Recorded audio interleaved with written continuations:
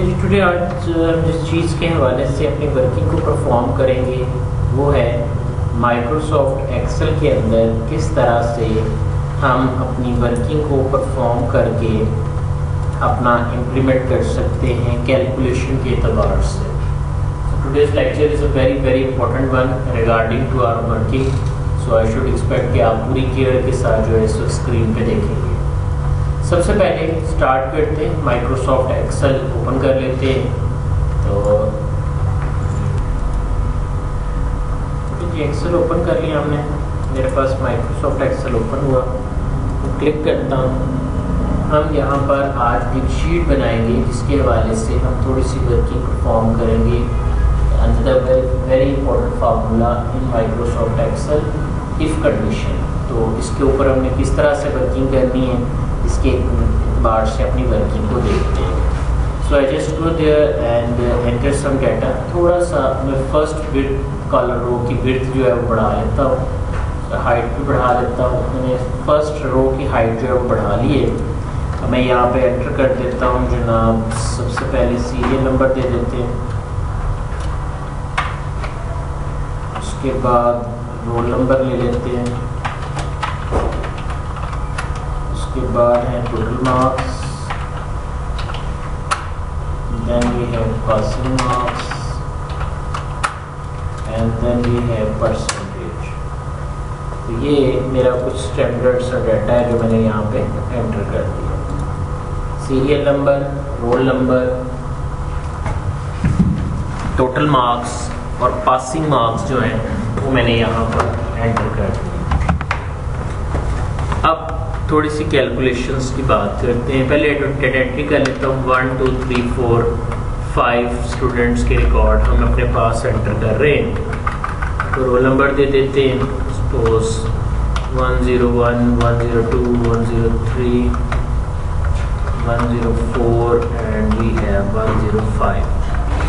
Total marks में मैं इसके मार्क्स क्या देता हूँ, 150 में से डिस्प्लिटली चेंज कर रहा हूँ, जान की इसकी वर्किंग चेंज की जा रही है ताकि आपको कॉन्सेप्ट समझ आ जाए। ये 100 में से कर देते हैं, इसके 200 में से कर देते हैं, ये 300 में से चलो 200 से कर देते हैं और 500 में से कर लेते हैं। अब पासिंग मार्क्स या इसको पासिंग मार्क्स की बजाय ऑब्टेन मार्क्स कर देते हैं। ऑब्टेन मार्क्स कितने हैं, 150 में से इसने लिए जी 125, इसके 100 में से 79, इसके 200 में से 180, इसके 18 और इसके 500 में से 375 मार्क्स है। आज जिस चीज़ को हम सबसे पहले डिस्कस करने जा रहे हैं बहुत ही इम्पोर्टेंट चीज़ है, इसे हम कहते हैं कि परसेंटेज कैलकुलेट करना। तो मैं इस स्टूडेंट की परसेंटेज कैलकुलेट करना चाहता हूँ। हम पहले स्टूडेंट के हवाले से अपनी वर्किंग को परफॉर्म कर रहे हैं। सबसे पहले थोड़ी सी बात कर लेते हैं कि परसेंटेज क्या होती हैं। तो परसेंटेज क्या है, एक रेशो है, और जब मैं अपनी रेशो को आउट ऑफ 100 शो करना चाहता हूँ तो मैं उस पर परसेंटेज स्टाइल अप्लाई करता हूँ। पहले मैं परसेंटेज कैलकुलेट करता हूँ और देखता हूँ कि मेरा रिज़ल्ट क्या है। तो मैंने कहा जी सबसे पहले फार्मूला है मेरे पास जो वो यूज़ होता है कि ऑब्टेन मार्क्स को आप टोटल मार्क्स पर डिवाइड कर दें। जैसे ही मैं ऑब्टेन मार्क्स को टोटल मार्क्स पर डिवाइड करूँगा तो मेरे पास मेरी जो अप्रोप्रिएट परसेंटेज है वो निकल आएगी, यानी मेरे पास मेरी जो परसेंटेज है वो अवेलेबल हो जाएगी। मैंने यहाँ पे क्लिक किया और क्लिक करने के बाद मैं फार्मूला स्टार्ट करने जा रहा हूँ। फर्स्ट टाइम हम फार्मूला को डिस्कस करने लगे हैं अपनी डिटेल शीट पर। तो मैंने कहा इक्वल, अब मैंने बताना है कि मेरे पास ऑब्टेन मार्क्स कितने हैं। मैंने कहा ऑब्टेन मार्क्स हैं 125। आप एरो की से भी सेल को सिलेक्ट कर सकते हैं, आप इस सेल का नाम लिखकर भी इसे सिलेक्ट कर सकते हैं। देन वी से डिवाइडेड बाय, यानी D2 को डिवाइड कर दो किसके ऊपर, C2 पर। C2 मेरे टोटल मार्क्स थे, तो मैंने कह दिया obtain marks divided by total marks. तो जो आपके पास एंटर करने पर आंसर आता है वो आ गई है परसेंटेज। तो इस स्टूडेंट ने तकरीबन 83.33 यानी 83% मार्क्स लिए। मैं इसे इस तरह कह सकता हूँ कि अभी ये शो कर रहा है 0.8333 समथिंग लाइक दिस। मैं नीचे वाले स्टूडेंट के लिए कैलकुलेट करता हूँ। मैंने कहा equal 79 divided by 100, then for the next one I just do it again like this। तो मैं इस तरह से अपने तमाम स्टूडेंट्स के लिए अपनी वर्किंग जो है वो परफॉर्म कर लूँगा, लेकिन अभी फ़िलहाल हम इसको सिर्फ पहले स्टूडेंट के लिए डिस्कस कर रहे हैं। मैंने यहाँ कर्सर रखा और यहाँ कर्सर रखने के बाद अब मैं क्या चाहता हूँ, अब मैं चाहता हूँ कि जो मेरे पास ये रिज़ल्ट आया है या जो मेरे पास ये आउटपुट आई है, मैं इस आउटपुट को आउट ऑफ परसेंटेज देखूँ। क्या मतलब, यानी मैं इस रिजल्ट को परसेंटेज की शक्ल में देखना चाहता हूँ। परसेंटेज की शक्ल कुछ इस तरह होती है कि अगर आपसे कोई पूछता है कि आपने कितने फीसद नंबर लिए थे, तो आप कहते हैं कि जी हमने 80% नंबर लिए थे। तो 80% कुछ इस तरह से शो किया जाता है। याद रखिएगा, फीसद जो है वो शो करता है किस चीज़ को। मैं ये कह सकता हूँ कि फीसद जब मैं लिखता हूँ तो फीसद बराबर होता है 1/100 के। 1/100 इज इक्वल टू 1%। अब मैंने कहा जी कि मैंने परसेंटेज निकालनी है किसकी, मैंने परसेंटेज निकालनी है 0.8333 की। मैंने यहाँ जाके क्लिक किया, मैंने कहा मुझे परसेंटेज निकालनी है 0.8333 की। अगर मैंने परसेंटेज निकालनी है तो मैं इसको आउट ऑफ परसेंट शो करना चाहता हूँ। तो मैंने कहा जी कि आप अपने आंसर को, जो भी आपका आंसर है, उसको मल्टीप्लाई करवाएं 100/100 के साथ। अगर मैं 100 से ज़रब देता हूँ तो मुझे 100 से तकसीम भी करना पड़ेगा, क्योंकि अगर आप 100 पर डिवाइड नहीं करेंगे तो आपके पास जो आंसर है वो उस तरह से आउटपुट में नहीं आएगा जो आप चाहते हैं। अब मैंने ये इसको कुछ इस तरह कह दिया कि ये मेरे पास 0.833333 मल्टीप्लाइड बाय 100 को मैं अलग कर लेता हूँ और इस सारी फिगर को मैं अलग से मेंशन कर रहा हूँ कुछ इस तरह से, और जो बाकी का मेरा आंसर है उसको मैं मल्टीप्लाई के तौर पर अलग से मेंशन कर रहा हूँ 1/100। मैथ अगर आपको आइडिया है तो आपने इस चीज़ को देखा होगा। अब ये चीज़ आपकी परसेंट के बराबर है, तो मैं ऐसे लिख सकता हूँ कि 0.8333 मल्टीप्लाई बाय 100 और देन बाकी, क्योंकि ये चीज़ अभी मैंने आपसे डिस्कस किया कि 1/100 को हम 1% काउंट करते हैं, तो बिकॉज ये 1% के बराबर है तो इसकी जगह मैंने परसेंटेज लिख दिया। अब इनको आपस में मल्टीप्लाई करते हैं तो ये आंसर आया इक्वल 83.333 समथिंग लाइक दिस, और साथ में परसेंटेज का स्टाइल। अब अगर आप यहाँ देखें तो आपके पास 83.3, अगर आप किसी को अपनी परसेंटेज बताते हैं तो आप उसे कभी भी ये नहीं कहते कि मेरे नंबर जो है 83.33 हैं। हम एग्जैक्ट वैल्यू बताते हैं 83 है या 84 है। मैथ में नहीं, बल्कि जब भी हम किसी भी अकाउंट्स में किसी भी तरह की डीलिंग कर रहे होते हैं तो हम 83% बोलेंगे या 84% बोलेंगे। अब 83 कब बोला जाता है और 84 कब बोला जाता है? जब मेरी परसेंटेज 83 पॉइंट के बाद वाली वैल्यू 5 या इससे बड़ी होगी तो इससे पहले वाली वैल्यू में 1 का इजाफा कर दिया जाएगा, यानी वो वैल्यू 83 की बजाय 84 हो जाएगी। लेकिन क्योंकि अभी मेरे पास जो वैल्यू है वो 5 या 5 से बड़ी नहीं है, इसलिए मैंने क्या किया कि मैंने इसको 83% ही काउंट कर लिया। अब इसको कैसे कन्वर्ट करना है ये एक डिफरेंट स्टोरी है, इसको ज़रब और तकसीम कैसे करना है ये एक डिफरेंट स्टोरी है। मेरे पास एक स्टाइल है जिसका नाम है परसेंटेज स्टाइल। हम इसे किसी भी रेशो पर जब अप्लाई करते हैं तो ये इसमें 3 फीचर्स ऐड कर देते हैं। फीचर्स हैं 3 फीचर्स ऐड करेगा। कौन कौन से? मैंने कहा नंबर 1, ये किसी भी वैल्यू को 100 से मल्टीप्लाई कर देगा।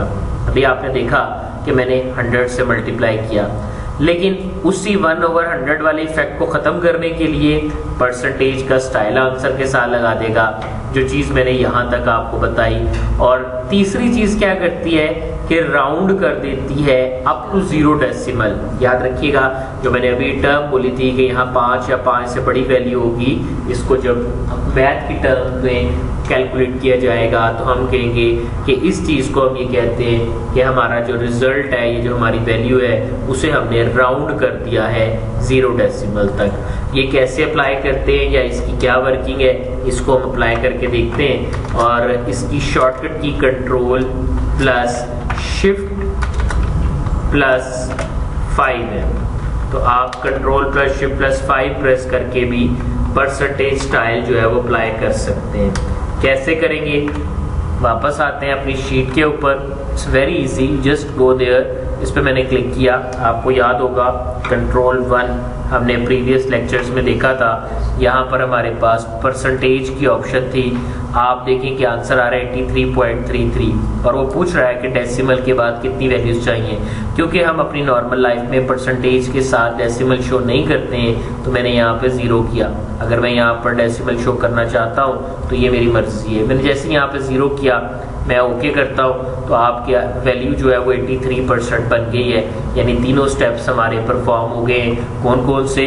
नंबर 1 हमारा आंसर 100 से मल्टीप्लाई हो गया, नंबर 2 हमारे आंसर के साथ परसेंटेज का स्टाइल ऐड हो गया, एंड नंबर 3 हमारा आंसर 0 डेसिमल तक जो है वो राउंड हो चुका है। लेकिन मैं इस तरह नहीं चाहता। अगर आप इस तरह नहीं चाहते तो आप इसके ऊपर कोई भी शॉर्टकट की यूज कर सकते हैं। जैसा कि मैंने अभी आपको बोला कि आप control plus shift plus 5 press करें तो आपके पास डायरेक्ट जो है वो परसेंटेज स्टाइल अप्लाई हो जाता है। बट मोर इजीएस्ट वे कि आपको यहाँ पर होम टैब के अंदर नंबर के अंदर एक ऑप्शन नजर आती है परसेंटेज स्टाइल की, आप इस पर भी क्लिक कर दें तो भी आपके पास जो है डायरेक्ट आपकी वैल्यूज जो है वो परसेंटेज में कन्वर्ट हो जाती हैं। Same I do it again. मैंने यहाँ किया, मैंने कहा 79 डिवाइडेड बाय 100, अगेन मैंने कहा 180 डिवाइडेड बाय 200 और मैंने कहा जी इक्वल 18 डिवाइडेड बाय 200, मैंने कहा 375 divided by 500। It's a tough one for मी कि मैं एक एक की कैलकुलेशन जो है ना वो बार बार कर रहा हूँ, तो थोड़ा मुझे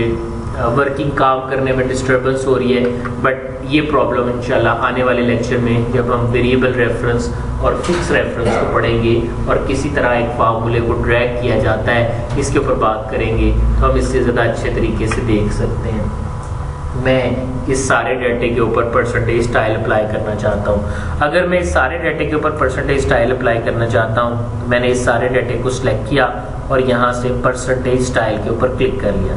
जैसे ही आप परसेंटेज स्टाइल पे क्लिक करेंगे आपका डाटा परसेंटेज के मुताबिक जो है वो सारी वैल्यूज कन्वर्ट हो गई हैं। आप देख सकते हैं 83% एक्सपेक्टेडली, 79 एग्जैक्टली, 90% एग्जैक्टली, 9% एग्जैक्टली और अप्रोक्सीमेटली 75% जो है ये आपकी एग्जैक्ट रिजल्ट जो है वो परसेंटेज के मुताबिक आ गए। तो मैं एक्सपेक्ट करता हूँ कि अगर अब आपको कोई भी 2 वैल्यूज दी गई हों और आपको उनके दरमियान रेशो निकालनी हो तो आप कैसे ले सकते हैं? आप क्या करेंगे? आप उन वैल्यूज की रेशो इन्होंने दूसरे पे तकसीम करेंगे और उसके बाद रिजल्ट को आउट ऑफ 100 जो है वो कैलकुलेट कर लेंगे। एक बात ज़हन में रखिएगा, यहाँ एक और लफ्ज़ है जिसके साथ परसेंटेज को मर्ज कर दिया जाता है जिसे एवरेज कहते हैं। याद रखिए एवरेज में और परसेंटेज में फ़र्क होता है। एवरेज है, एवरेज जिसे उर्दू में औसत कहते हैं, ये बराबर होती है सम ऑफ वैल्यूज, यानी जो भी हमारी वैल्यूज हैं उनको डिवाइड कर देते हैं हम नंबर ऑफ वैल्यूज पर। याद रखिए ratio is something else, ratio दो चीज़ों के दरमियान होती है, जबकि जो आपकी एवरेज है ये तमाम वैल्यूज़ को 2, 3, 4, 10 जितनी भी वैल्यूज़ हैं उन सब को आप जमा करते हैं और जितनी उनकी टोटल वैल्यूज़ की तादाद है, लाइक 2 वैल्यूज़ है तो 2, 4 वैल्यूज़ है तो 4, 5 वैल्यूज़ है तो 5, आप इस तादाद पर तकसीम कर देते हैं तो ये आपकी क्या निकल आती है, एवरेज निकल आती है। अगर मैं इसी एग्जांपल में एवरेज निकालना चाहता हूँ, सपोज मैं चाहता हूँ कि अच्छा इनके पर्स जो टोटल मार्क्स हैं उनकी एवरेज कितनी है, मींस इस क्लास के अंदर जो बच्चे हैं अगर देखा जाए तो उनके जो टोटल मार्क्स हैं, किसी बच्चे को 150 में से मार्क्स मिले, किसी को 100 में से मिले, किसी को 200 में से। अगर मैं क्लास परफॉर्मेंस देखना चाहता हूँ तो मैंने कहा एवरेज, इंशाल्लाह एवरेज को हम आगे जाके भी डिस्कस करेंगे। जब भी आपने एवरेज कैलकुलेट करनी है, एवरेज एक्सेल का एक बहुत इंपॉर्टेंट फंक्शन है, तो हम लिखते हैं equal AVERAG average, bracket start करने के बाद आप अपनी रेंज को सिलेक्ट कर लें। जिस रेंज को आप सिलेक्ट करेंगे इसे हम अरे भी बोलते हैं। मैं फिर रिपीट करता हूँ, अगर मैं एक से ज़्यादा वैल्यूज़ की रेंज को सिलेक्ट करता हूँ तो इसे हम अरे भी बोलते हैं, पर अभी हम इसे यहाँ पर रेंज ही बोलेंगे। मैंने रेंज सेलेक्ट की और ब्रैकेट क्लोज कर दी, मैंने एंटर किया तो वो कह रहा है एक्सपेक्टेडली अभी जो नंबर है वो 230 है। अब आप कहेंगे सर 230 तो बहुत कम है, ये 200 है, ये भी 200, 100, 150, लेकिन इस 500 की वजह से जो एवरेज है वो बदल गई है। यानी एवरेज आपकी तमाम वैल्यूज़ को जमा करने के बाद नंबर ऑफ वैल्यूज़ पे तकसीम करने से आती है। यानी अगर मैं इनको कैलकुलेट करता हूँ तो मेरे पास 1150 नंबर बनते हैं, जबकि टोटल सब्जेक्ट जो है वो 5 हैं, तो जब मैं उसको 5 पे तकसीम करता हूँ तो मेरे पास एक्सपेक्टेडली 230 जो है मेरा आंसर आता है। अब मैं देखना चाहता हूँ कि क्लास की ओवरऑल जो एवरेज है वो कितनी आई है मार्क्स वाइज, तो फिर मैं इस पर भी वही फार्मूला लगाता हूँ average and then select the range. तो तकरीबन 230 में से एवरेजली 155.4 जो है नंबर, तकरीबन 155 नंबर जो है वो 230 में से स्टूडेंट्स ने लिए हैं। अब इसकी रेशो क्या है, तो इसकी रेशो निकालने का तरीका भी वही है कि आप 155.4 को 230 पे डिवाइड कर देंगे और इसके ऊपर आप परसेंटेज स्टाइल अप्लाई कर लेंगे। याद रखिए अगर एक्सेल में एक ही सीक्वेंस से फॉर्मेटिंग आ रही है तो नया फार्मूला अगर उसी सीक्वेंस से होगा तो उस पे एक्सेल ऑटोमेटिकली फॉर्मेटिंग अप्लाई कर देता है। जैसा कि देखिए मैंने यहाँ परसेंटेज स्टाइल अप्लाई नहीं किया तो वो कह रहा है ओवरऑल जो क्लास का रिजल्ट है वो 68% जो है वो एवरेजेस के मुताबिक अगर देखें तो रिजल्ट निकला है। ये हर स्टूडेंट का रिकॉर्ड था, यानी उनके ऑब्टेन मार्क्स और टोटल मार्क्स की रेशो को मैंने आउट ऑफ 100 लिया था। बट हेयर वी से कि अगर 230 एवरेज नंबर है तो क्लास ने 155.4 एवरेज में नंबर लिए हैं, जो कि रेशो निकलती है 68%। नेक्स्ट ऑप्शन ये तो था क्लास के रिजल्ट देखना या इंडिविजुअल के रिजल्ट देखना, बट अब मैं चाहता हूँ इसी परसेंटेज की बिहाफ पर मैं उनके रिजल्ट निकालूँ। That formula is a very very important formula. So मैं उम्मीद करूँगा कि इससे आप देखेंगे क्वाइट ईजी है। फाइल को सेव कर लेते हैं, डेस्कटॉप के ऊपर हम अपनी फाइल को सेव करते हैं। So just go computer and then select the place desktop and give the name result card. Okay जी, सेव कर लिया मैं इसको। अब मैं यहाँ पर रिजल्ट देखना चाहता हूँ, तो पहले तो आप फाइनल करें कि पास कितने वाला है। मैंने कहा 40% वाला पास है, तो ऑब्वियसली आपके पास एक क्राइटेरिया होगा जिसके मुताबिक आप अपना रिजल्ट निकालेंगे। तो ये मेरा क्राइटेरिया है, मैं थोड़ा सा इसको आपके सामने एक्सप्लेन करता हूँ, समझिएगा। वैसे वही बात है जो बचपन से आज तक आप अपने रिजल्ट कार्ड्स के ऊपर देखते रहे हैं। क्या थी हमारे पास बात? हमारे पास बात यह है कि अगर ऑब्टेन मार्क्स की परसेंटेज, यू शुड रिमेंबर कि हम बचपन से आज तक परसेंटेज को स्टडी करते रहे हैं।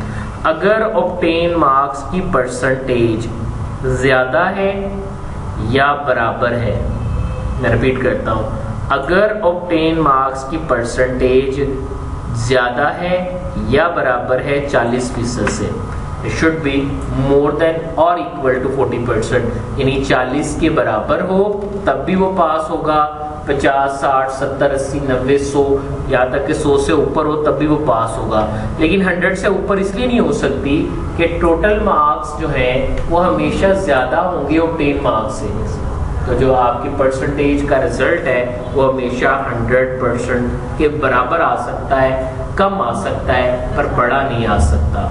ठीक, तो मैंने कहा वो होगा पास। तो ऑब्वियसली जो दूसरी स्टेट बचती है कि अगर कोई स्टूडेंट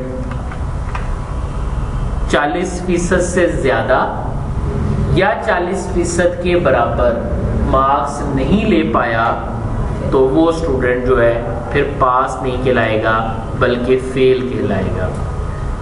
अब इस चीज को इम्प्लीमेंट करते हैं। मैं एक्सेल में गया, मैं यहाँ पर इस स्टूडेंट के लिए यही रूल इम्प्लीमेंट करना चाहता हूँ। मैंने कहा जी हर फार्मूला इक्वल से स्टार्ट होता है, लेकिन इससे पहले थोड़ी सी बात मैं आपसे डिस्कस कर लूँ। अगर मैं इसको टेक्निकली एक अपनी कॉमन लाइफ में बात करता हूँ तो मैं कैसे बोलूँ? मैं कहूँगा अगर किसी स्टूडेंट के हासिल करदा नंबर की परसेंटेज, अगर आएगा ना तो आपने इफ के फार्मूले का इस्तेमाल करना है। अगर हासिल करदा परसेंटेज ज्यादा है या बराबर है 40% से, तो ये जो चीज इफ के फौरन बाद आती है ना वो मेरा लॉजिकल टेस्ट कहलाती है। यानी ये वो रूल है जिसके मुताबिक मैं चीजों को टेस्ट कर रहा हूं। अगर तो ये रूल ट्रू हो जाता है तो आपने जो वैल्यू पहले नंबर पे लिखी है वो आंसर में आ जाएगी, और अगर ये रूल गलत हो जाता है तो आपने जो वैल्यू जो है इसके अगेंस्ट है वो रिजल्ट में आ जाएगी। कैसे? देखें, मैंने कहा इक्वल इफ, अगर ब्रैकेट स्टार्ट, अगर उसकी हासिल करदा परसेंटेज ज्यादा है या बराबर है किसके? 40% से। याद रखिएगा 40 लिखेंगे तो इसका मतलब 40 है, 40% लिखेंगे तो इसका मतलब 0.40 है। क्लियर है जी सबको? तो 40% लिखेंगे क्योंकि हमने रेशियो परसेंटेज को कंपेयर करना है। मैंने कहा अगर ये 40% है, आप नीचे फार्मूला बार के टिप में इसकी फंक्शन टिप में भी ये देख सकते हैं कि आपके पास वो कह रहा है ये आपका लॉजिकल टेस्ट है जो डार्क ब्लैक शेड बोल्ड में थोड़ा सा नजर आ रहा है। मैं अगली लाइन में जाना चाहता हूँ। रिमेंबर थोड़ी सी सेटिंग्स हैं, इंशाल्लाह बाद में डिस्कस करेंगे कि समटाइम ऐसा हो सकता है कि मैं कोमे की बजाय सेमीकोलन यूज करना चाहता हूँ, तो मैं ये सेटिंग्स भी फार्मूला में जाके कर सकता हूँ। लेकिन अभी फिलहाल मैंने यहाँ पर, क्योंकि मुझे टिप पे नजर आ रहा है कि मैंने कोमा यूज करना है, तो मैंने यहाँ पर अपने पास जो वर्किंग करनी है उसमें मैंने यहाँ पर कोमे को सिलेक्ट कर लिया। यानी जैसे ही मैं कोमा प्रेस करूंगा, आप देखिएगा टिप के ऊपर एक चेंज आती है, वैल्यू इफ ट्रू जो है प्रोमिनेंट होती है। दोबारा देखिएगा, मैं रिमूव करता हूँ कोमे को, मैं जैसे ही कोमा प्रेस करता हूँ मेरे पास वैल्यू ऑफ ट्रू प्रोमिनेंट होती है। यानी यहाँ मैं जो कुछ भी लिखूंगा वो वाली वैल्यू अब मेरे पास जो है वो रिजल्ट में आ जाएगी, यानी वो मुझे यहाँ पे नजर आएगी। तो मैंने यहाँ पे जाके लिख दिया पास। ठीक है जी। अगेन मैं दोबारा कोमा यूज करता हूँ, मैंने कोमा यूज किया और मैं यहाँ पे वैल्यू इफ फॉल्स में फेल जो है वो लिख देता हूँ। याद रखने वाली बात यह है कि अगर आप किसी भी टेक्स्ट को लिखना चाहते हैं तो आपको बताना पड़ेगा कि वो टेक्स्ट है। अब यहां अगर देखें तो पास एक टेक्स्ट है, फेल एक टेक्स्ट है। अगर आप पास को टेक्स्ट के तौर पे लिखना चाहते हैं तो आप इसे डबल कोट्स के अंदर लिखेंगे। याद रखिएगा, डबल कोट्स के बगैर लिखा हुआ कोई भी टेक्स्ट सेल का रेफरेंस गिना जाएगा, स्ट्रिंग नहीं गिना जाएगा। स्ट्रिंग लफ्जों के मजमूआ को कहते हैं। तो पास इस वक्त कैरेक्टर्स का, अल्फाबेट्स का मजमूआ है, तो ये मेरा स्ट्रिंग है। तो याद रखिए पास या फेल, क्योंकि दोनों रेफरेंस सेल के नाम नहीं है इसलिए मैंने इन्हें डबल कोट्स में लिख दिया। पर अब मैं ये चाहता था कि ब्रैकेट क्लोज करूं, मैंने ये ब्रैकेट क्लोज की और एंटर प्रेस कर दिया। होप कि आप सब लोग समझ गए होंगे कि किसी भी फार्मूले को एग्जीक्यूट करने के लिए हमें एंटर प्रेस करना पड़ता है। आप देख सकते हैं कि जितनी ब्रैकेट्स का आगाज मैंने किया उतनी ही मुझे क्लोज करनी है, और अब ये स्टूडेंट जो है ये पास है। अगर सेम प्रैक्टिस जो है मैं इस स्टूडेंट के लिए करता हूँ, देखिए कैसे, इक्वल इफ अगर ब्रैकेट स्टार्ट उसकी परसेंटेज ज़्यादा है या बराबर है 40% के, तो आपका स्टूडेंट क्या होगा, हमने कहा पास, नहीं तो क्या होगा, हमने कहा फेल। ये स्टेटमेंट्स नहीं, मैंने ब्रैकेट क्लोज की, एंटर किया, फार्मूला बिल्कुल वही है जो पहले लिखा था, लेकिन अब 9% वाले सेल को चेक हो रहा है, पहले 83% वाले सेल को चेक कर रहा था। तो आप देख सकते हैं कि पहले रिजल्ट पास आया था, अब रिजल्ट फेल आया है। क्यों? क्योंकि जब मैंने इस रूल को इम्प्लीमेंट देखा, तो जब मैंने E5 को चेक किया क्या वो 40% या इससे ज़्यादा है, तो मुझे पता चला कि ये बात ऐसे नहीं है, मेरी वैल्यू 40% या इससे ज़्यादा नहीं है, तो इसलिए आपकी ट्रू स्टेटमेंट जो है वो एग्जीक्यूट नहीं करेगी और आपकी फॉल्स स्टेटमेंट जो है वो एग्जीक्यूट कर जाएगी। इसी तरह अगर आप बाकी सेल्स के लिए लिखने के बाद जो है इन्हें कंपेयर करते हैं, तो आप देखेंगे कि आपके पास बाकी क्योंकि तमाम वैल्यूज़ जो है वो 40% से ज़्यादा है, इसलिए मेरे बाकी तमाम स्टूडेंट्स जो हैं उनके रिजल्ट पास आ रहे हैं सवाए इस स्टूडेंट के। अब हम ये करते हैं कि यहाँ पर एक स्टूडेंट जो है ना, ये वाला, इसका अभी मार्क्स हम ख़त्म कर देते हैं, लेकिन इसका भी रिज़ल्ट नहीं आया। तो मैंने यहाँ पे जब इसका रिज़ल्ट 0% देखा, तो आप देखिए पास फेल लेटर ऑन मेरे पास रिज़ल्ट इस तरह से अवेलेबल हुआ। यानी आप ये कह सकते हैं कि फार्मूला एक ही हम लिखेंगे और उसी के रिज़ल्ट में हमारे पास जो फर्दर वैल्यूज़ हैं वो आ जाएंगी। यहाँ तक अगर कोई क्वेश्चन पूछना चाह रहे हैं तो पूछ सकते हैं। अब मैं ये चाहता हूँ कि मैं अपने इसी रिजल्ट कार्ड के ऊपर जो मैंने यहाँ पे बनाया है, मैं यहाँ पर थोड़ी सी चेंज करूँ। चेंज ये है कि मैं रोल नंबर्स के बाद एक नया फील्ड ऐड करना चाहता हूँ। फील्ड ऐड करने का मतलब है कि मैं नया कॉलम ऐड करना चाहता हूँ और मैं चाहता हूँ कि उस कॉलम का नाम जो है वो नेम के नाम से हो। तो आपने जहाँ इसको इंसर्ट करना है वहाँ आपने राइट क्लिक किया और इंसर्ट कर दिया। हम ऑलरेडी डिस्कस कर चुके हैं कि इंसर्ट करने के कौन कौन से तरीके हैं। सो मैंने यहाँ जाकर सिंपल टाइप कर दिया name. So I just type the name.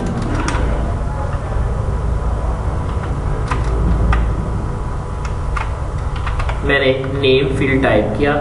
हम यहाँ नाम लिख लेते हैं। सपोज हम यहाँ पे मुनज़्ज़ा का नाम लिख देते हैं। Then we said Nazia, Hashim. अब पता नहीं आपके कितने कितने नंबर आए, ये बात का मसला है। ठीक है जी, तो नाज़िया नाराज नहीं होना आपने, ठीक हो गया।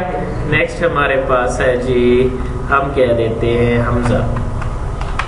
ठीक है जी, तो एक और स्टूडेंट का नाम रखना है। चले इसका नाम हम रख देते हैं बिलाल। ठीक है। अब इससे पहले कि नाज़िया रोना शुरू कर दें, नाज़िया को बताते हैं अभी लेटर ऑन रिजल्ट है, अभी आपका रिजल्ट आना है। ठीक है। और हमजा तुमने भी नाराज नहीं होना है, ठीक, परेशानी वाली कोई बात नहीं है। कभी कभी गलत नंबर भी लग जाते हैं। एक्सेल बड़ा स्ट्रॉन्ग है। देखो कैसे, आपने कहा सर मेरे तो नंबर ज़्यादा थे, यहाँ आपने 189 करने थे तो आपने 18 लिखा हुआ है, तो मैं जस्ट इसे 189 करूँगा। तो एक्सेल की ताकत ये है कि एक ही सेल में चेंज करने पर बाकी के तमाम फार्मूले ऑटोमेटिकली अपडेट हो जाएंगे। ठीक, लेकिन अभी फ़िलहाल मुझे नहीं पता, अभी मैंने 18 ही आपके नंबर लिखे हुए हैं। ठीक है जी, यहाँ तक क्लियर है जी सबको? यहाँ तक clear?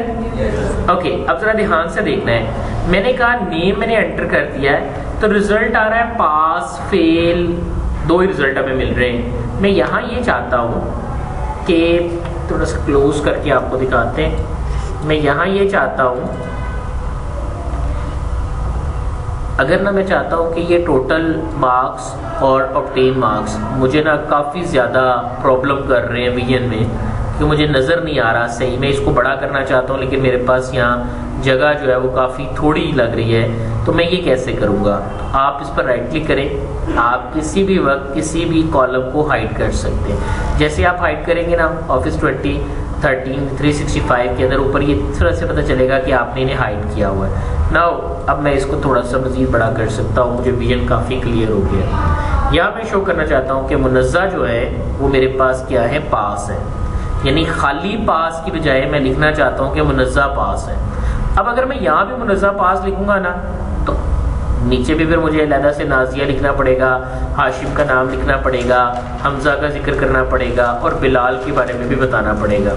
So it's a tough one for me. So मैं ये करता हूँ कि मैं यहाँ क्लिक करता हूँ। याद रखिएगा डबल कोट से पहले आपने क्लिक करना है। मैं इस वैल्यू इफ ट्रू के अंदर रहकर पास की बजाय इनका नाम लिखना चाहता हूँ। तो मैंने यहाँ क्लिक किया, मैंने लिखा मुनज़्ज़ा वाले सेल पे क्लिक। जैसे ही आप किसी भी फार्मूले में किसी भी सेल पे क्लिक करते हैं, आप सबको पता है कि जैसे आप क्लिक करेंगे तो उस सेल का रेफरेंस आ जाता है। याद रखिएगा अब मेरी शीट का बोर्ड पॉइंट हो चुका है क्योंकि मैं पॉइंट कर रहा हूँ टुवर्ड्स अ फार्मूला। तो अब मेरी शीट एक पॉइंट मोड में है। मोस्टली हम इसको डिस्कस नहीं करते हैं, लेकिन आपको पता होना चाहिए कि इस वक्त आप पॉइंट आउट कर रहे हैं कि इस फार्मूला में इस सेल के रेफरेंस को पॉइंट आउट किया जाए। मैंने कहा ये आ गया और मैंने इसके साथ रिजल्ट के कुछ जोड़ना है। तो मैंने लिखा एंड, यानी मुनज़्ज़ा। खाली पास लिख दूंगा ना तो बुरा लगता है, तो मैं ऐसे करता हूं, मैं कहता हूं मुनज़्ज़ा स्पेस, मुनज़्ज़ा के बाद जो स्पेस है वो ये वाली स्पेस मैंने ली है। मुनज़्ज़ा रिजल्ट इज, मैंने लिख दिया पास। मैं सेम कोड कॉपी करता हूं और इसी तरह मैं लिख लेता हूं फेल के साथ। सो आई जस्ट गो देयर। अब ये तो श्योर नजर आ रहा है कि रिजल्ट पास में ही आएगा, यानी मुझे ये रिजल्ट नजर आ रहा है कि मेरे पास मुनज़्ज़ा रिजल्ट इज पास ही आएगा। तो जब मैं इसको यहां जाकर पेस्ट करता हूं तो वो मुझे शो करता है कि मुनज़्ज़ा रिजल्ट, यहां से मुनज़्ज़ा का नाम आ जाएगा, मुनज़्ज़ा ये स्पेस आएगी, रिजल्ट इज पास। और अगर ऐसा नहीं होता तो मुनज़्ज़ा result is fail. When I press enter you see कि अब इसने मुझे एक स्टेटमेंट दी है, उसने मुझे कहा है कि मुनज़्ज़ा का रिजल्ट पास है। अब अगर आप इसी तरह नीचे वाले के लिए C3 का रेफरेंस देंगे तो यहाँ आपके पास जो है वो वर्किंग बदलती जाएगी, आपके पास रिजल्ट जो है चेंज आते जाएंगे। जब आप इसको देखेंगे तो नाजिया का आएगा, हाशिम का आएगा, हमजा का आएगा, बिलाल का आएगा। जब आप रिजल्ट ठीक करेंगे तो ऑटोमेटिकली वैल्यूज ठीक भी हो जाएगी। हम किसी भी रिजल्ट को स्ट्रिंग की शक्ल में भी ले सकते हैं। कैसे? मैंने कंकैटिनेट करने के लिए, चीज़ों को जोड़ने के लिए, एक वेरिएबल को एक स्ट्रिंग से जोड़ने के लिए एंड साइन का इस्तेमाल किया है। यहाँ तक क्लियर है जी सबको? ओके, मैंने एंटर प्रेस किया, मेरे पास ये रिजल्ट है। पर अब मैंने सिनेरियो थोड़ा बदल दिया है। मैंने सिनेरियो क्या बदला है? मैंने सिनेरियो कुछ ये बदला है कि मैं 3 तरह से अब अपना रिजल्ट जनरेट करना चाहता हूँ। वो तरीके कौन कौन से? वो तरीके हैं, सबसे पहले मैंने कहा कि मैं चाहता हूं कि अगर तो ऑब्टेन मार्क्स की परसेंटेज किसी की 0 है, क्योंकि हम एग्जैक्टली कहते हैं कि हम 0 किसी को नंबर नहीं देंगे। आप 0 भी कह सकते हो या उसके टोटल नंबर जो है वो खाली है ये भी कह सकते हो। तो उसका रिजल्ट शो करना चाहिए लेटर ऑन। जैसा कि यहाँ देखें तो मेरे पास नाजिया के रिजल्ट के अंदर आप देख सकते हैं कि मैं चाहता हूं, क्योंकि ये 0% है तो यहां मैं चाहता हूं कि इसका रिजल्ट फेल नहीं आना चाहिए, लेटर ऑन आना चाहिए। फिलहाल मैं इस कॉलम को भी हाइड कर रहा हूं ताकि मैं आपको ज्यादा कन्वीनियंटली जो है वो रिजल्ट दिखा सकूं। तो अब मेरा रिजल्ट जो है वो 3 रूल्स पर बेस करता है। कौन कौन से 3 रूल्स हैं? पहला, ऑब्टेन मार्क्स की परसेंटेज अगर 0 के बराबर है तो लेटर ऑन। ऑब्टेन मार्क्स की परसेंटेज अगर ज्यादा है या बराबर है 40% के तो फिर पास। ये पुराने वाला रूल है। और एक और चीज, जो बाकी लोग होंगे यानी 0 से लेकर 40 के दरमियान, वो क्या होंगे? फेल होंगे। अब आपके पास लॉजिक्स कितने हो गए? अब मेरे पास 3 लॉजिक्स हो गए। अब जब मैं कहता हूं मेरे पास 3 लॉजिक्स हो गए हैं तो 3 लॉजिक्स, अब अगर आप मैं ऊपर बात करूं तो इफ कंडीशन के बारे में अगर आपको कोई पूछता है कि इफ कंडीशन क्या होती है तो आप क्या कहेंगे कि इफ कंडीशन एक ऐसा फार्मूला है जो हमें 2 स्टेटमेंट्स के दरमियान, कौन कौन सी? स्टेटमेंट ट्रू और स्टेटमेंट फॉल्स, दो स्टेटमेंट्स के दरमियान एक आंसर रिटर्न करता है। यानी अगर हमारे पास हमें दो चीज़ों में से एक चीज़ पिक करनी है तो ये हमें उस चीज़ को सिलेक्ट करने में मदद देता है। लेकिन अब इशू ये है कि मेरे पास दो लॉजिक्स नहीं है, बल्कि अब मेरे पास डिसीजन मेकिंग करने के लिए तीन चीज़ें हैं, later on, pass and fail.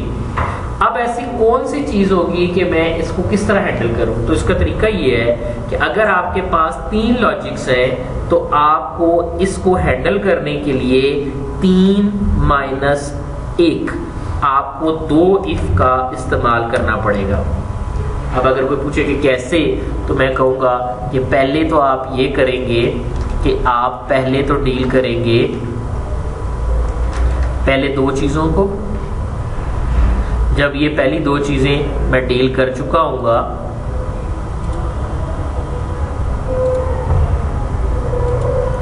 जब मैं इन दो चीज़ों को डील कर चुका हूँगा तो जो इन दो से मेरे पास रिजल्ट आएगा उस रिजल्ट को मैं कंपेयर कर लूँगा किस चीज़ के साथ, नेक्स्ट फेल के साथ। यानी एक आंसर आपके पास यहाँ से आ जाएगा, एक आंसर आपके पास यहाँ से आएगा। लेकिन यहाँ तो मैं सिर्फ उसी सूरत में चेकिंग करने के लिए जाऊँगा, इस जगह पर मैं सिर्फ और सिर्फ उस सूरत में चेकिंग करने के लिए जाऊँगा जब मेरे पास आने वाला रिजल्ट या जब मेरे पास आने वाली आउटपुट लेटर ऑन ना हो। यानी मैं सबसे पहले चेक करूंगा क्या मेरा रिजल्ट लेटर ऑन है, अगर तो लेटर ऑन है तो बात ही खत्म होगी। लेकिन अगर लेटर ऑन नहीं है तो फिर मैं चेक करूंगा क्या वो 40% से ज़्यादा है, अगर ऐसा है तो मैं उसको पास कर दूंगा, और अगर नहीं है तो फिर मुझे फेल को भी चेक करना पड़ेगा। तो अब हम इस सिचुएशन को देखते हैं और इसके मुताबिक अपना फार्मूला लिखते हैं। एक ही फार्मूला लिखूंगा, बड़े ध्यान से देखिएगा, इट्स क्वाइट इजी। मैंने कहा इक्वल, अगर ब्रैकेट स्टार्ट मेरे हासिल करदा नंबर की परसेंटेज बराबर है 0% से, कोई एक्स्ट्रा ऑर्डिनरी चीज करने की जरूरत नहीं है। जो आपको फार्मूला या क्राइटेरिया उसने दिया है कि इसके मुताबिक सॉल्व करो, आपने उसी रूल को फॉलो करना है। तो मैंने कहा अगर परसेंटेज बराबर है 0% के तो फिर क्या करो, वैल्यू इफ ट्रू। तो फिर हमने कहा था कि रिजल्ट होगा लेटर ऑन। यहां तक क्लियर है जी सबको? Yes sir. मैंने कहा कोमा, अगर ऐसा होता तो फिर, अगर ऐसा होता तो फिर तो लेटर ऑन आ जाए। अगर ऐसा नहीं होता, अब ये नहीं वाले केस में मुझे दोबारा वहां जाकर ये नीचे वाले केस को डिस्कस करना है, पास और फेल वाले को। तो मैंने कहा फिर दोबारा चेक करो, अगर तो ये आने वाली वैल्यू क्या है, 83% वाली वैल्यू जो है ये ज्यादा है या बराबर है किसके, 40% के, तो मेरा रिजल्ट क्या होगा, तो फिर मेरा रिजल्ट होगा पास। नहीं तो मेरा रिजल्ट क्या होगा, फेल। यहां तक सबको क्लियर है? Yes sir. अब देखें, अगर तो उसके नंबर हो गए 0 तो फिर तो रिजल्ट आएगा, लेटर ऑन आगे जाने की जरूरत ही नहीं है। अगर उसके नंबर हैं 40% से ज्यादा तो फिर 0 नहीं है, कंडीशन फॉल्स होगी, मेरा प्रोग्राम इस हिस्से में आ जाएगा। अब पास प्रिंट होगा, बात खत्म हो जाएगी। लेकिन अगर उसके 10% मार्क्स है तो देखिए 10% is equal to 0%, no, condition false है, ये इसको छोड़ देगा, आगे जाएगा। 10% is greater than, no, is equal to 40, no. अगर ये भी नहीं है तो इसको भी फॉल्स टर्न कर देगा, ये फॉल्स है तो ये भी प्रिंट नहीं होगा।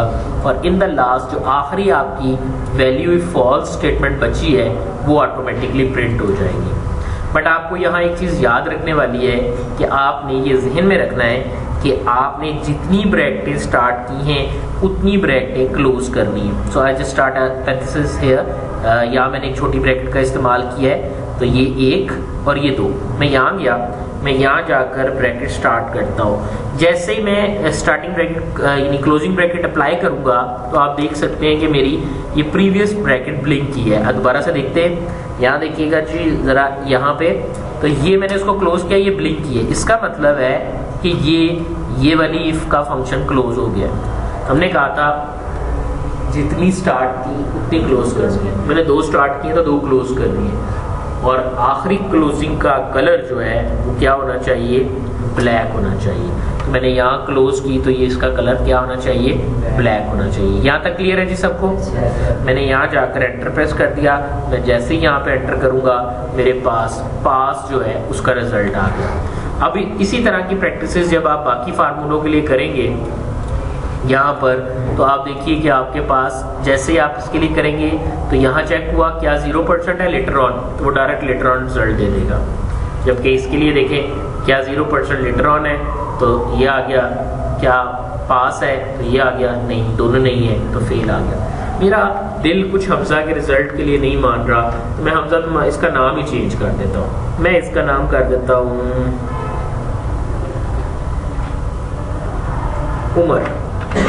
उमर तो नहीं बैठा हुआ? नहीं है, चलो ओके जी।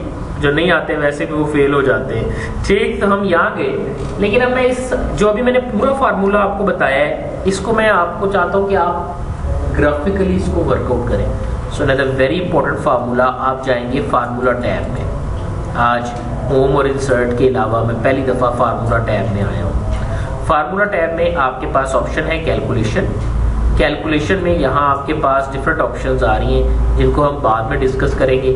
अभी फिलहाल जिस ऑप्शन को मैं यहाँ डिस्कस करने गया हूँ वो है कैलकुलेट नाउ, यानी आप इसको एज अ फार्मूला के तौर पर कैलकुलेट करते हैं। तो ऑलरेडी हमारी शीटें जो हैं वो फार्मूलों को ऑटोमेटिकली कैलकुलेट कर लेती हैं।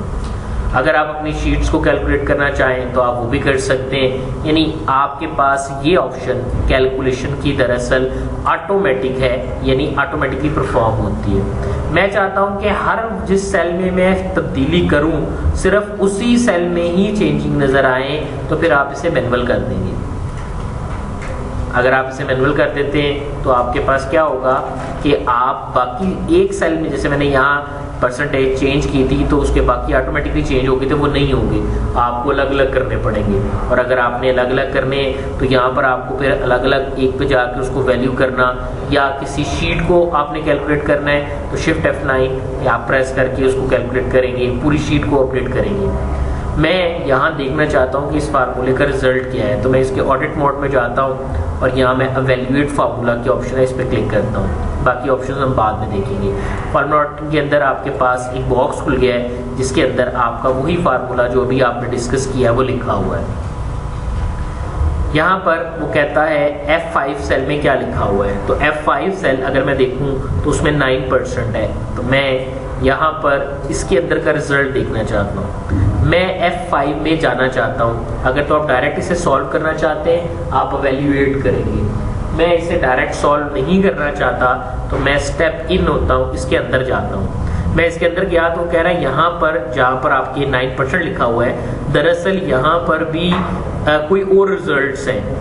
अब मैं उनके अंदर देखता हूँ E5 और D5 को। स्टेप इन E5 के अंदर 18 लिखा हुआ है, कलर्स के साथ वो बाकायदा शो करेगा कि इसकी वर्किंग किस तरह से है, इसकी फंक्शनलिटी कैसे है। देन मैं कहता हूँ स्टेप आउट, यहाँ से बाहर आ जाओ, ठीक है इसमें 18 लिखा हुआ है, फाइन।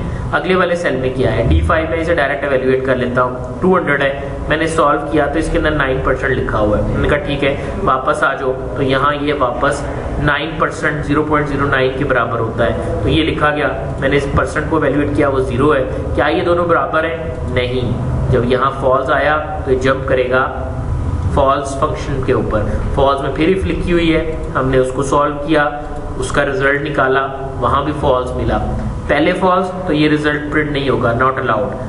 फिर फॉल्स तो अगला रिजल्ट भी प्रिंट नहीं होगा, नॉट अलाउड। और आपका फेल रिजल्ट जो है वो आउटपुट में आपको नजर आ जाएगा। क्लोज करके आप इसे देख सकते हैं कि ये रिजल्ट बिल्कुल ठीक है। अगर मैं इसे मुनज़्ज़ा के लिए चेक करना चाहता हूँ, I just go to evaluate formula. मैंने जैसे ही यहाँ मुनज़्ज़ा के लिए देखा, अब मुनज़्ज़ा वाला जो रिजल्ट था वो था 0.833 which is not equal to 0%। Then letter on print नहीं होगा। Then I just go and check for this greater than equal to 40%, yes is greater than equal to 0.4। So आप देखें कि ट्रू हुआ और आपका पास जो रिजल्ट है वो एग्जीक्यूट होकर आपके रिजल्ट के अंदर नजर आया। यहाँ तक कोई बात अगर पूछने वाली है तो आप पूछ सकते हैं। ओके, ये था हमारे पास 2 या 2 से ज्यादा फंक्शंस या आउटपुट या स्टेटमेंट्स को डिस्कस करना।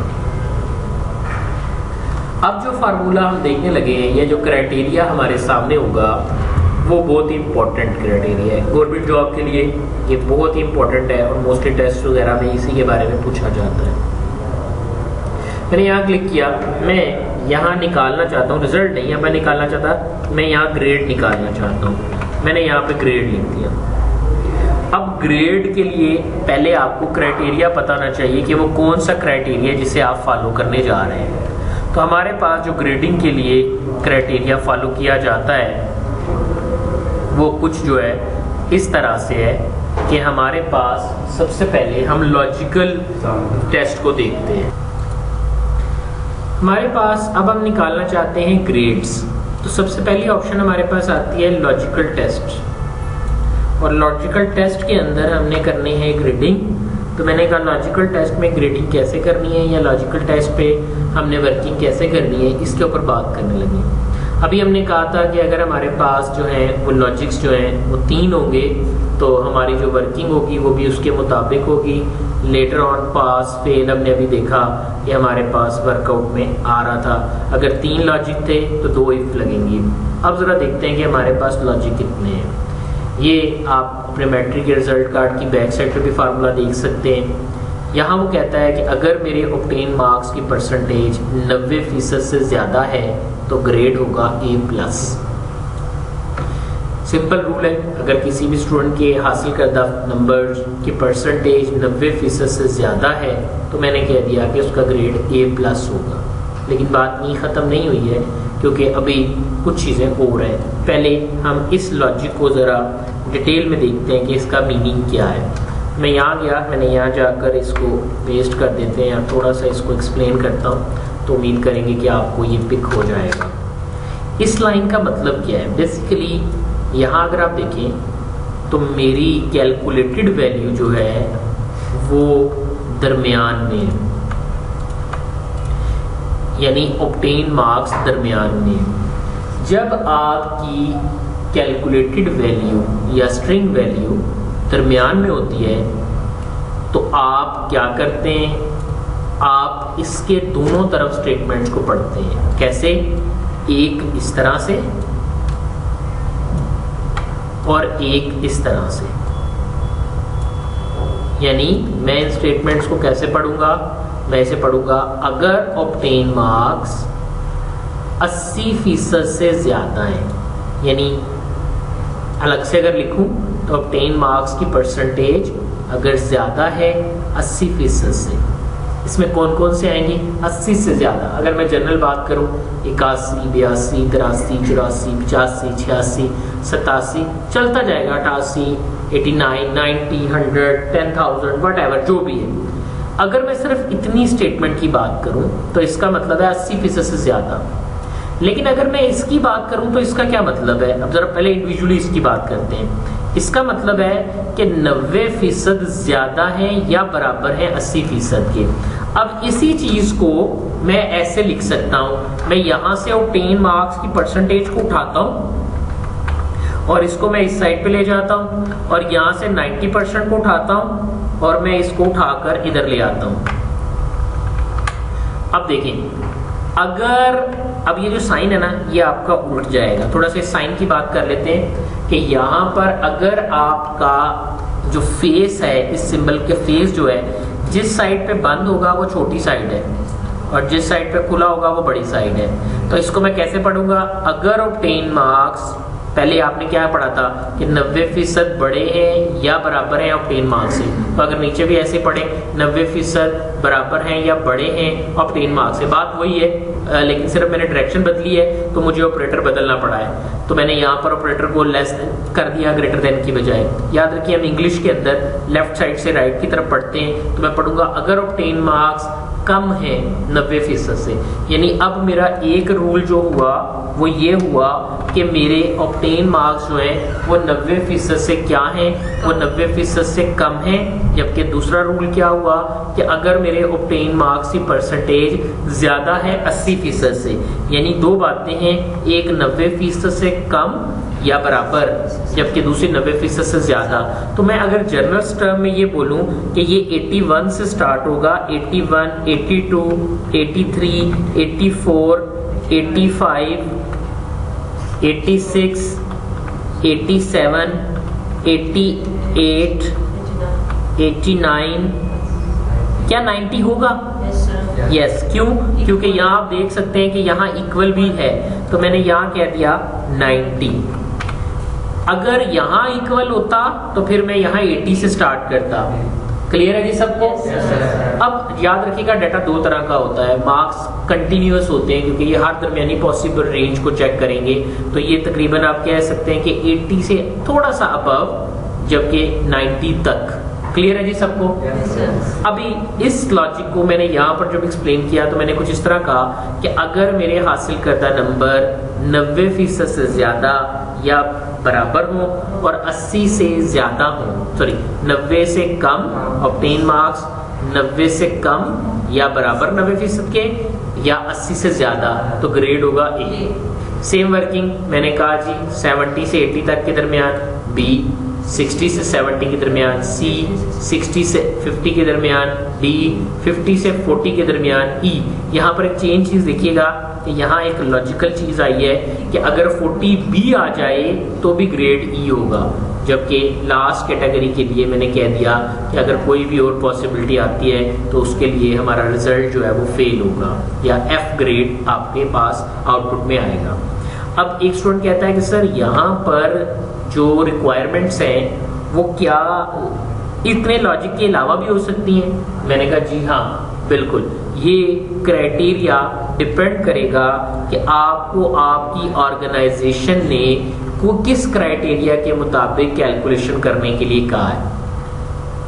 अगर तो वो कहते हैं A plus A, B plus B, C plus C, D, E, F, तो फिर आप उसके मुताबिक वर्किंग करेंगे, यानी जो आपको कंडीशन दी गई होगी आपने उसके मुताबिक अपनी वर्किंग जो है वो परफॉर्म करनी है। यहाँ तक क्लियर है जी सबको?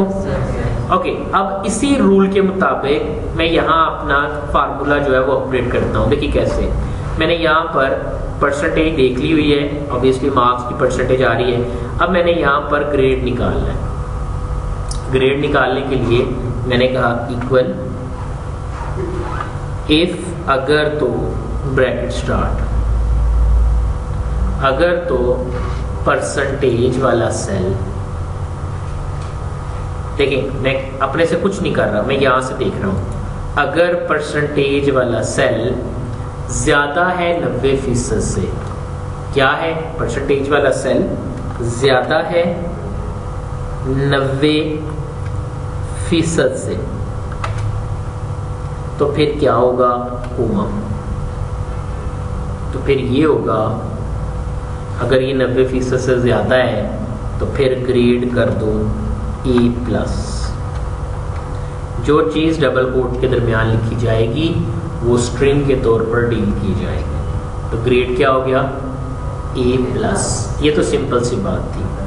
अब मैं यहाँ कोमा लगाता हूँ, ठीक है, और हिसाब से पूछते हैं, आप ये बताओ कि आगे कब जाएगा? नेक्स्ट, ये आगे कब जाएगा? अगली कंडीशन कब आएगी? यानी 90 से बड़े हैं तो A प्लस होगा, इस जगह कब आएगा? मदीहा आपको कह रहा हूं बच्चा,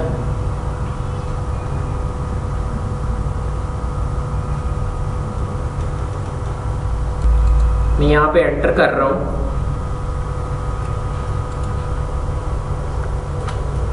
बी।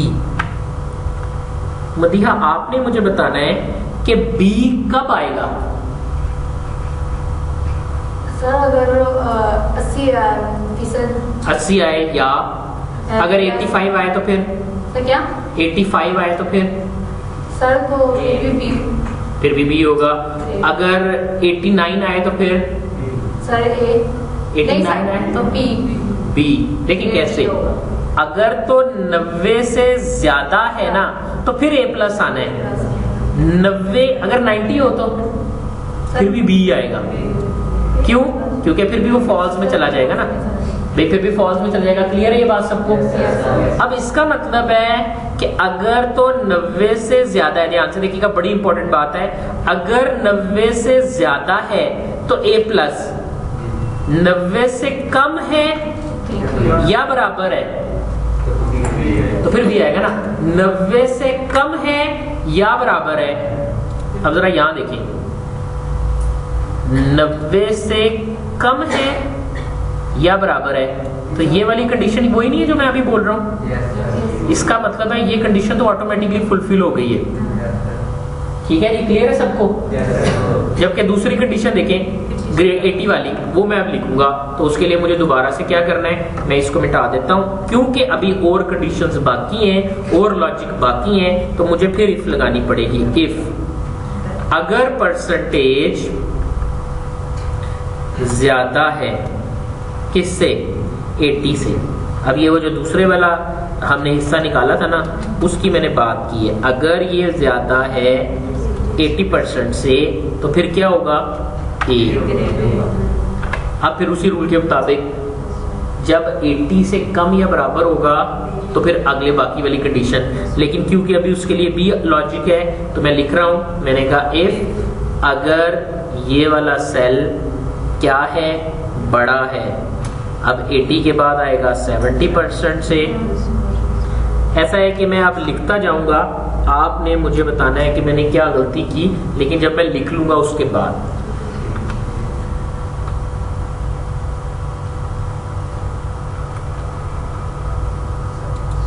मैं काफी गलतियां करता हूं, इसलिए पहले नहीं बोलना, खामोशी से बैठते हैं।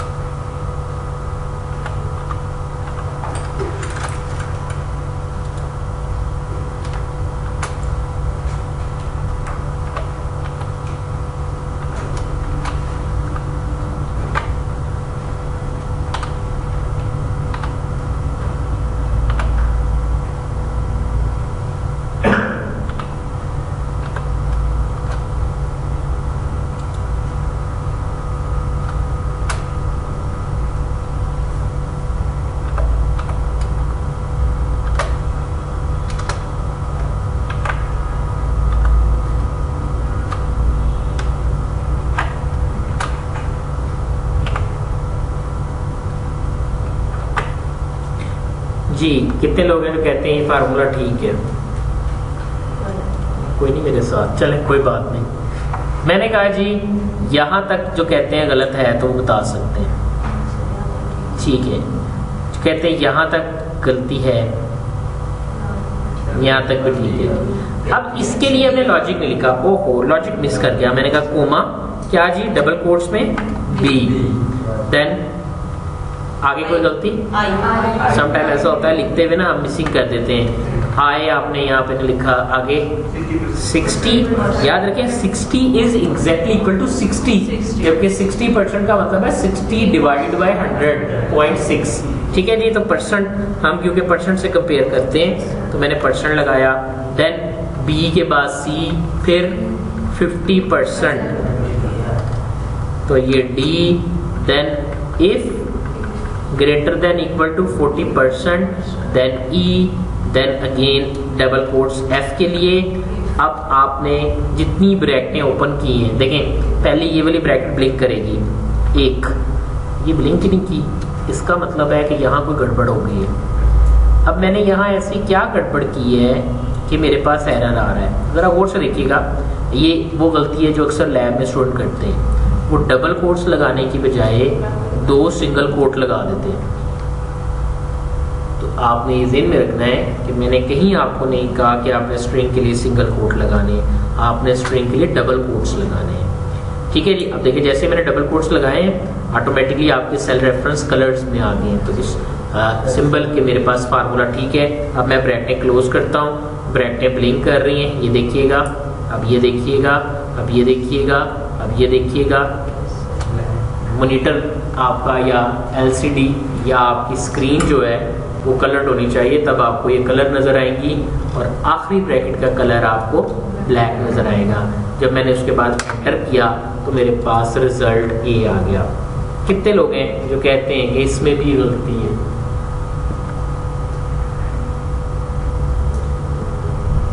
भूल गए आप लोग? जब 40 की। हाँ जी बिल्कुल जी।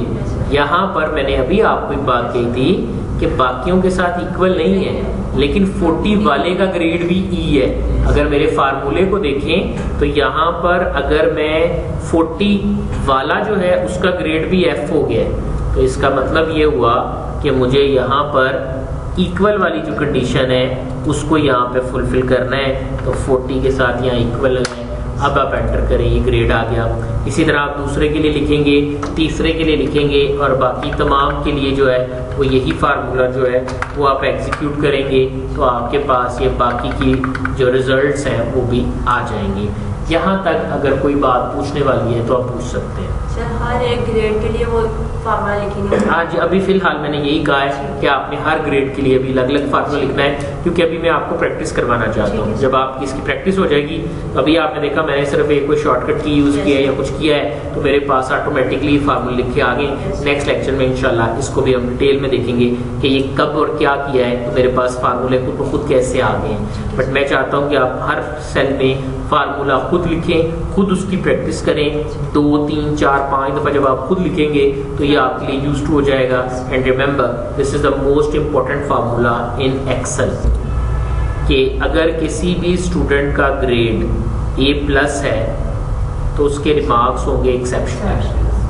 अगर उसका ग्रेड A है तो मैं चाहता हूँ कि लिखा हुआ रिमार्क्स में आए एक्सीलेंट वर्क, अगर B है तो ब्रिलियंट आए, C है तो वेरी गुड, D है तो नाइस, E है तो सेटिस्फैक्ट्री, F है तो फेल आए।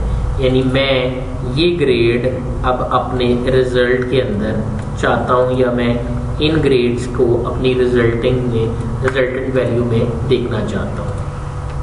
अब मैं यहाँ गया और मैंने यहाँ पे जाके ग्रेड वाला थोड़ा सा कॉलम छोटा किया, थोड़ा सा आगे की तरफ स्क्रॉल करता हूँ क्योंकि मुझे अभी बस ग्रेड चाहिए। मुझे निकालने क्या है, रिमार्क्स, और मैं रिमार्क्स के लिए लगाया मैंने इक्वल। मैंने कहा इफ अगर, अब ग्रेड वाले सेल को कंपेयर करेंगे। याद रखिए ये I2 लिखा गया है क्योंकि इस सेल का रेफरेंस जो है वो I है, कॉलम नेम I है और 2 इसकी रो है। अगर ये बराबर है A+ के, डबल कोट क्लोज कोमा, तो फिर ग्रेड क्या होगा? ऑब्वियसली जब स्ट्रिंग लिखना है तो डबल कोट्स में लिखना है, तो मैं यहाँ सारे पेस्ट कर लेता हूँ। saying neither there is an error, so बाद में देखते हैं। मैंने यहाँ गया, मैंने कहा exceptional comma if bracket start, अगर उसका ग्रेड बराबर है A के, सामने देखो भाई, तो एक्सीलेंट, तो किसी और वजह से आ रहा है कि मैंने ऑलरेडी वहाँ पर टाइप कर लिया हुआ है। तो उसके बाद ये आ गया, फिर कोमा, फिर आई सेड इफ अगर, अच्छा अगर उसका ग्रेड A है, इफ ब्रैकेट स्टार्ट, अगर उसका ग्रेड बराबर है A के बाद आएगा B, तो फिर क्या होगा? कर B, then double quote close comma, अगली वाली वैल्यू, फिर double quote start, then brilliant, brilliant के आखिर पे डबल कोट्स, फिर उसी तरह कोमा इफ ब्रैकेट स्टार्ट। अब दोबारा से इसी सेल का रेफरेंस, अगर ये बराबर है, अब आप चेक करेंगे C को, तो C के बाद double quote close comma, then again double quotes, very good comma, फिर अगेन इफ ब्रैकेट स्टार्ट, अगर आपका ये वाला सेल बराबर है C के बाद D, तो फिर आप कहेंगे, आपके पास डबल कोट्स में आएगा नाइस, देन अगेन कोमा, अगर आपका ये सेल अगर ये बराबर है E के, तो फिर आप कहेंगे सेटिस्फैक्ट्री,